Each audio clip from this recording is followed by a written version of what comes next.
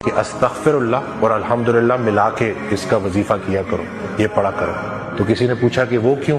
तो इरशाद फरमाया कि या अल्लाह, जो मैंने किया उस पे अस्तगफिरुल्लाह और जो तूने किया उस पे अल्हम्दुलिल्लाह। जब कोई एक नेमत कमजोर पड़ जाए, बाकी नेमतों का शुक्र अदा किया करे। तो वो तमाम खवातीन जो गिला करती थी, अब वो गिला बंद करेंगी और उससे लो लगाए।